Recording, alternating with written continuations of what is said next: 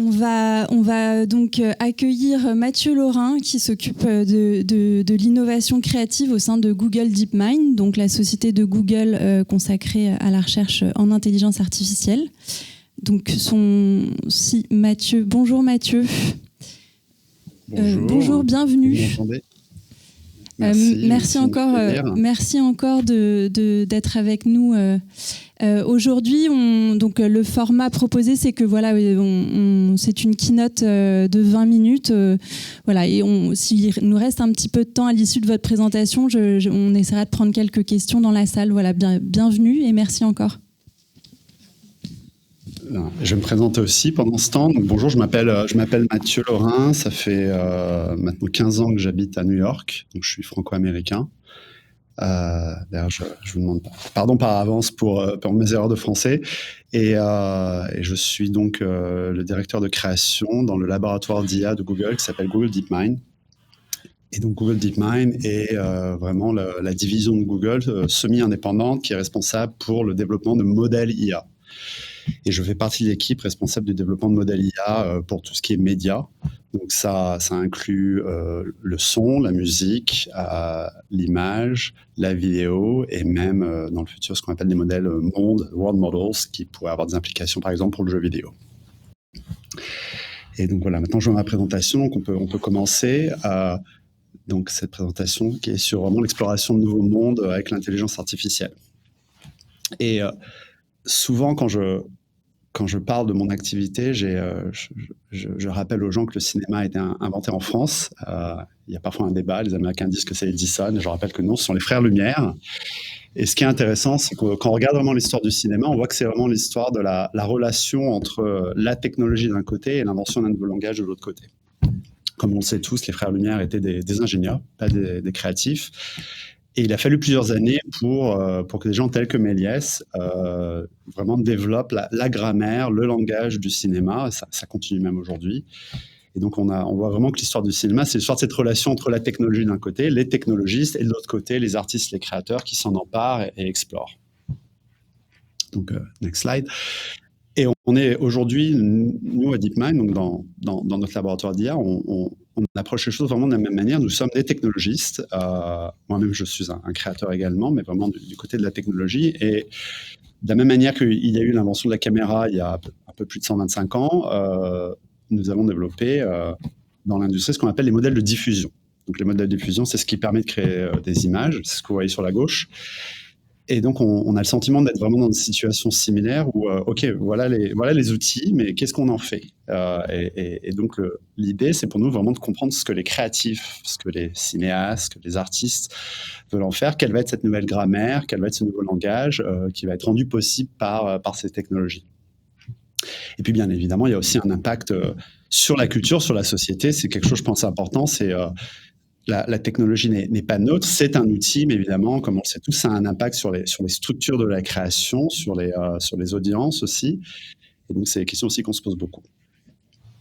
Donc, quand je parle de modèles médias, il y a plusieurs modèles qui ont été développés à DeepMind. On a un modèle vidéo qui s'appelle Veo et qui permet donc de créer vraiment d'images animées avec du langage, avec des progrès qui ont été extrêmement rapides. C'est effectivement assez impressionnant. Le premier modèle de haute qualité vidéo, vous le savez peut-être, a été Sora, développé il y a à peu près 1 an et demi. Et en l'espace de 18 mois, il y a eu des progrès à une vitesse extrêmement impressionnante, ce qui évidemment est à la fois extrêmement excitant, intéressant, mais aussi crée des vrais challenges d'adaptation et de compréhension de ce qui est possible. Nous avons également des images de création d'images. On a un qui s'appelle Imagen, on a un nouveau qui s'appelle aussi Nano Banana, et donc qui vraiment permet de créer de l'image fixe, ce qui peut être très utile évidemment pour la prévisualisation, pour le storyboard, pour l'expérimentation. Nous avons des modèles, ce qu'on appelle multimodaux, qui sont généralement des modèles de texte. Donc, le modèle de Google s'appelle Gemini. Vous probablement connaissez ChatGPT, d'un de nos concurrents. Et donc, c'est vraiment des modèles qui ont cette capacité vraiment de discussion, d'idéation. On utilise ça beaucoup, notamment dans les phases au début du développement d'un film. Et nous avons enfin, finalement, des modèles de musique. Et donc, Google, dans ce cas-là, a énormément bossé avec l'industrie de la musique pour s'assurer que c'était effectivement développé de la bonne manière avec les ayants droit. Et donc, notre modèle de musique s'appelle Lyria, et il y a donc des outils qui permettent vraiment aujourd'hui soit de supporter la création musicale actuelle, voire même de créer de la musique à partir vraiment d'un outil d'IA. Donc ça, c'est un peu finalement la boîte à outils. Et on a une philosophie très forte à DeepMind, la manière dont on veut développer ces outils. Et je la résumerai en simplement, on veut le faire avec les artistes, pour les artistes. J'ai un rôle personnellement assez unique, dans le sens où je suis un créateur, mais qui est intégré à l'intérieur d'équipes de recherche. C'est quelque chose que je fais depuis longtemps. Ce sont des mondes qui se rencontrent, qui n'ont pas forcément le même langage, pas forcément les mêmes réflexes, et donc c'est toujours important d'apporter une perspective différente que simplement la pure perspective technologique, on va dire, ou de recherche. Et donc, cette idée que la meilleure manière de développer des outils pour les créatifs, c'est de travailler avec eux dès le début, est très forte pour nous. Et c'est quelque chose qu'on a fait dans le domaine du cinéma en s'associant à Darren Aronofsky. Je pense que la plupart des gens dans l'audience connaissent son travail. Il a eu effectivement beaucoup de films très intéressants ces 20 dernières années. Et Darren est quelqu'un qui était très curieux de l'IA, mais qui avait aussi une réflexion critique dessus. Et donc, ça fait maintenant un peu plus d'un an qu'on travaille avec Darren pour essayer de comprendre voilà, quels sont les besoins pour les professionnels du cinéma au plus haut niveau, quelle est la bonne manière de développer des films en utilisant l'IA, et quels sont finalement les besoins pour les modèles, quelles sont les manières de contrôler, quelles sont les limites à imposer, etc. Donc Darren et mon équipe avons travaillé sur plusieurs films, et le premier film qui a été réalisé par une jeune réalisatrice qui s'appelle Elisa McNeitz a été lancé à Tribeca l'année dernière au mois de juin. C'est un court-métrage qui combine de l'IA avec du cinéma traditionnel. Donc il y a eu un tournage aux États-Unis, vraiment, donc qui était vraiment avec les guildes, avec un SAG, avec SAG était impliqué vraiment dans le tournage. Et on a combiné vraiment donc, des vrais acteurs, du vrai tournage, avec certaines scènes qui, elles, ont été générées en intelligence artificielle. Donc, on peut passer. Donc, on va maintenant vous montrer rapidement un trailer rapide de ce film qui s'appelait Ancestra. This was supposed to be a checkup. Crash C-section. Baby's in distress. We need help here. We need to go. Is my baby gonna be okay? We can do everything we can. Am I gonna be okay? For every creature that came before you, from every star that died so that you could begin.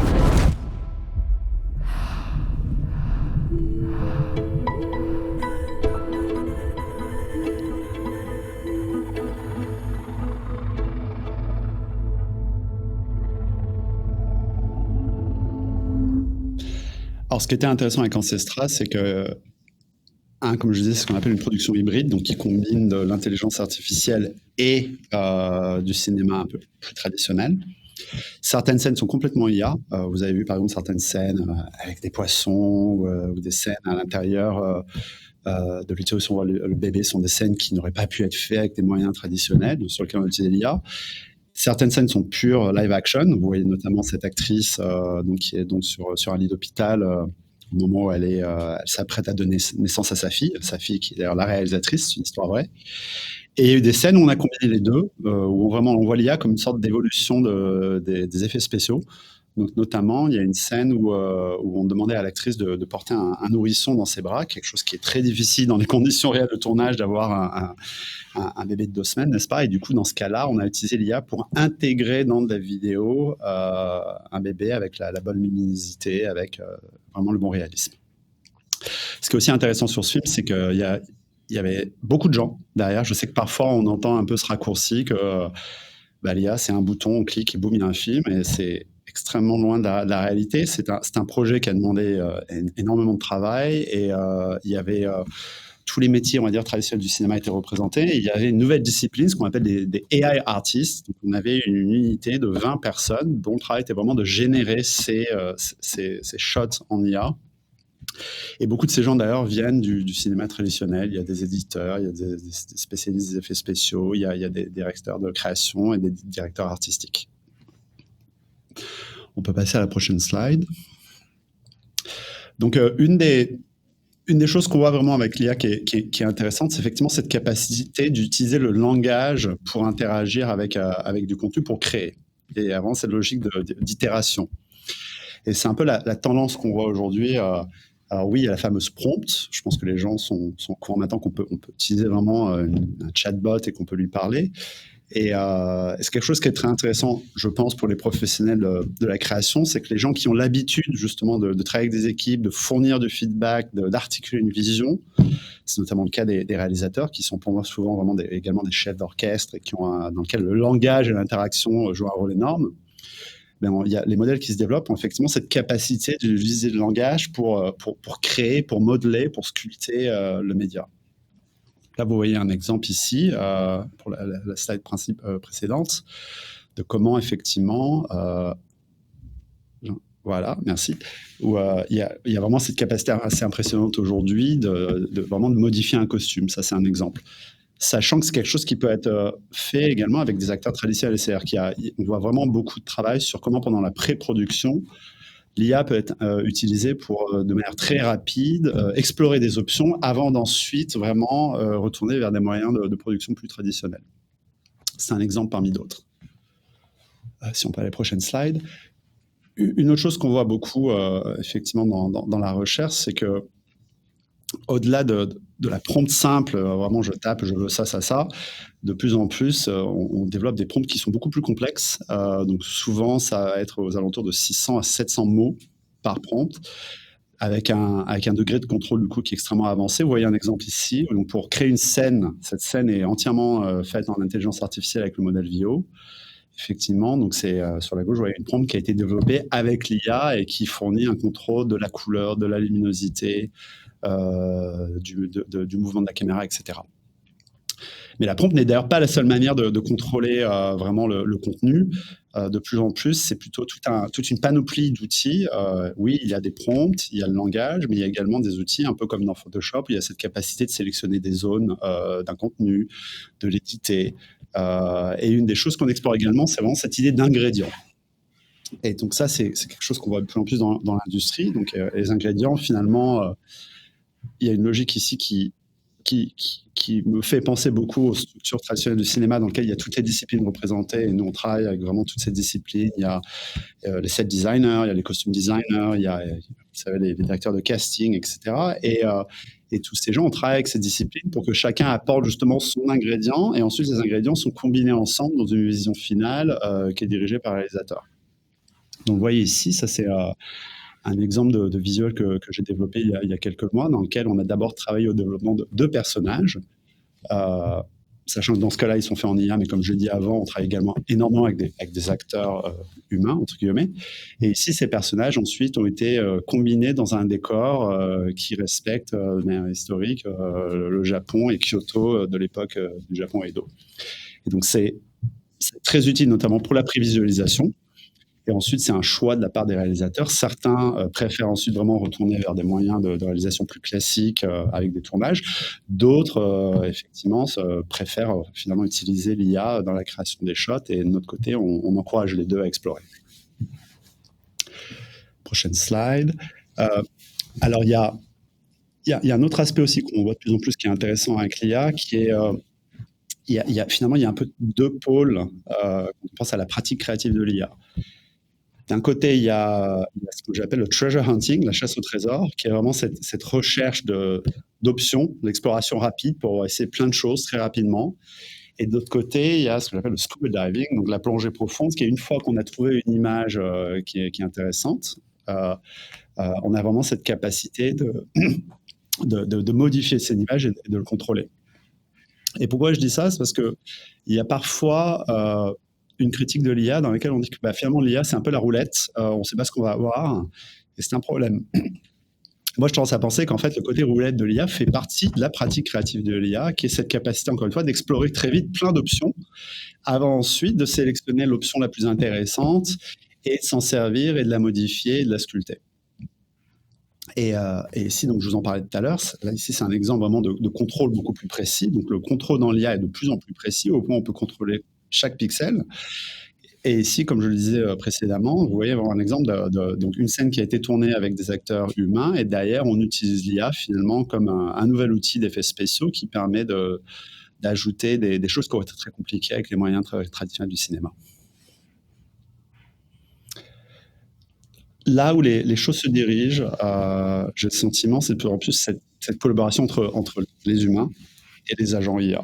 Et vous avez probablement entendu parler de ça ces derniers mois. On parle de plus en plus de l'IA agentique. Et donc, qu'est-ce qu'un agent? Un agent, c'est finalement une IA qui est capable si on lui donne une tâche avec un objectif, qui est capable de prendre plusieurs étapes coordonnées pour arriver à la fin de cette tâche.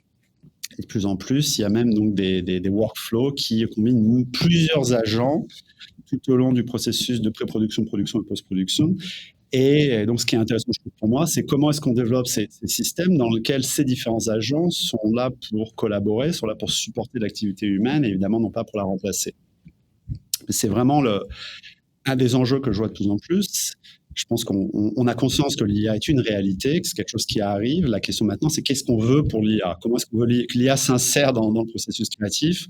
Je pense qu'il n'y a pas de fatalité d'une IA qui remplacerait toute l'activité humaine. Et au contraire, je pense qu'il est important, c'est d'articuler un modèle dans lequel on veut allier vraiment comme un complément, comme une augmentation et non pas un remplacement. Et donc, c'est un enjeu qui, pour moi, est au cœur de cette réflexion de cette évolution vers l'humain et les AI agents. Et on considère d'ores et déjà effectivement qu'on se dirige vers un monde dans lequel il va y avoir une vraie collaboration entre ces agents et l'humain et les différentes professions. Et donc vraiment pour moi la question c'est encore une fois comment est-ce qu'on développe des systèmes qui sont au service de l'humain, l'augmentent, peuvent automatiser potentiellement les tâches plus ingrates, mais vraiment mettre en valeur l'impact de l'humain, l'intuition de l'humain, l'expression de l'humain dans tout ce processus. Donc, c'est vraiment une des grosses évolutions qu'on voit aujourd'hui, cette logique de plusieurs agents qui sont enchaînés les uns aux autres, chain, comme on dit en anglais, et qui permettent vraiment surtout le processus end-to-end de supporter la création. On le voit dans le cinéma, on le voit dans le design, on le voit dans toutes les pratiques artistiques. Il y a ce développement, donc, encore une fois, d'agents ultra spécialisés. On peut imaginer par exemple un agent dont le travail c'est de lire un scénario et de fournir un retour ou une correction, ou on peut imaginer un agent dont le rôle c'est d'aider à l'exploration d'environnement et de décors. Et j'imagine, c'est une spéculation mais qui est basée vraiment sur nos recherches, que les différentes disciplines du cinéma, les différents métiers du cinéma auront chacun probablement des agents spécialisés, voire même je pense que chaque professionnel à long terme aura probablement des agents entre guillemets personnels qui vraiment s'adaptent à leur pratique, parce que tous les réalisateurs ne se ressemblent pas, tous les designers de costumes ne se ressemblent pas et ils n'ont pas forcément toujours les mêmes besoins. Au-delà du film, donc, quand on regarde un peu l'histoire des médias en général, on se rend compte que à chaque fois qu'il y a une nouvelle technologie qui révolutionne un média, la première étape, c'est entre guillemets d'essayer de recréer le média précédent. On le voit par exemple avec la télé, les premières expériences télé, c'était généralement des studios radio dans lesquels on a mis une caméra. Et puis ensuite, cela a pris plusieurs années, si ce n'est des décennies, pour vraiment qu'on invente un langage de la télévision. Et ça, on le voit encore et encore, et on a parfois le sentiment qu'on est dans cette situation similaire aujourd'hui avec l'IA, où aujourd'hui, beaucoup du travail, c'est est-ce qu'on arrive à recréer les médias traditionnels avec l'IA. Mais ce que je trouve aussi vraiment intéressant, c'est quel va être ce nouveau langage, quel va être ce nouveau format qui ne sera possible que grâce à l'IA et qui va apparaître dans le futur. Et on commence à avoir un peu cette vision à apparaître. Moi, personnellement, c'est une vision personnelle, j'appelle ça le contenu liquide. C'est-à-dire qu'on se dirige dans un monde dans lequel le contenu, les histoires, les images auront cette capacité d'adaptation en temps réel, cette capacité de modulation. Et ça, on le voit déjà même avec les modèles qui sont développés. Ce que vous voyez là, c'est un modèle qui s'appelle Genie 3, qui a été annoncé par DeepMind il y a quelques mois, et qui permet en fait de créer des mondes interactifs entièrement à partir d'une prompt. Donc ce que vous voyez ici, ce n'est pas une vidéo, c'est en fait un monde 3D. Imaginez que c'est comme un jeu vidéo, c'est-à-dire que cette scène, vous pourriez contrôler contre la caméra, vous pouvez vous promener partout, vous pouvez interagir. Et de la même manière que le film aujourd'hui évolue avec l'IA, l'expérience interactive a également évolué. Et pourquoi je vous montre ce modèle? Ça montre les implications, c'est qu'on se dirige vers un monde dans lequel le contenu va avoir cette capacité vraiment d'interactivité, de modulation. Le même contenu pour avoir différentes apparences visuelles, pour être plus court ou plus long, pour être interactif ou non. Et donc ça ouvre beaucoup de questions sur le rôle créateur dans un monde dans lequel tout est possible. Et je pense que ça, c'est une réflexion qu'on trouve très intéressante, que je trouve intéressante en tout cas, c'est comment est-ce qu'on préserve la voix du créateur et la vision dans un monde dans lequel finalement les pixels peuvent être remixés, peuvent évoluer. Je pense que c'est une des grosses questions qu'on a aujourd'hui, c'est comment est-ce qu'on trouve l'équilibre entre d'un côté le respect de la voix et du contrôle d'une vision créative et de l'autre côté cette capacité d'adaptation des nouveaux médias qui pourront effectivement évoluer en temps réel. Prochaine slide. On a le sentiment à DeepMind, et je pense dans l'industrie en général, qu'on est effectivement à un moment charnière avec la technologie et l'IA. On est vraiment à un carrefour et je pense qu'il n'y a pas de fatalité, dans le sens où il y a aujourd'hui souvent un peu entre guillemets, deux camps opposés avec la technologie. Il y a les utopiens, il y a les dystopiens, je dirais. Il y a les gens qui ont cette vision qu'il y a quelque chose qui va apporter beaucoup de choses négatives. Et puis, il y a des gens qui, au contraire, ont parfois cette vision presque utopique de c'est génial, tout est parfait, l'IA va tout améliorer, c'est fantastique. Et ce que je trouve important, c'est vraiment de comprendre entre les deux qu'est-ce qu'on veut, quelle est la vision idéale, comment est-ce qu'on articule une vision d'une IA qui bénéficie de la création humaine, qui l'augmente, et si on n'articule pas ça, on ne sera pas capable de travailler vers cet objectif. Donc c'est un peu mon appel à l'industrie, c'est d'être capable, au-delà des débats, on ne veut pas, ou il ne faut pas faire ça, ou au contraire c'est génial, tout est parfait. Quelle est une articulation pragmatique de comment est-ce que l'IA peut jouer un rôle positif dans le processus de création et dans la culture. Et il y a évidemment encore une fois cette vision d'automation et d'hyper-personnalisation qui peut être un peu dystopienne, et je suis plus intéressé par personnellement la vision de comment est-ce qu'on augmente, est-ce qu'on continue à créer du sens commun. C'est ça, je pense, le rôle de la culture à une époque où on perd ce sens commun souvent, et donc c'est l'enjeu pour moi de l'IA et de la créativité aujourd'hui. Merci beaucoup Mathieu, merci beaucoup pour votre intervention. C'est une parfaite transition avec la dernière partie de ce temps consacré aux enjeux de création en lien avec les IA génératives.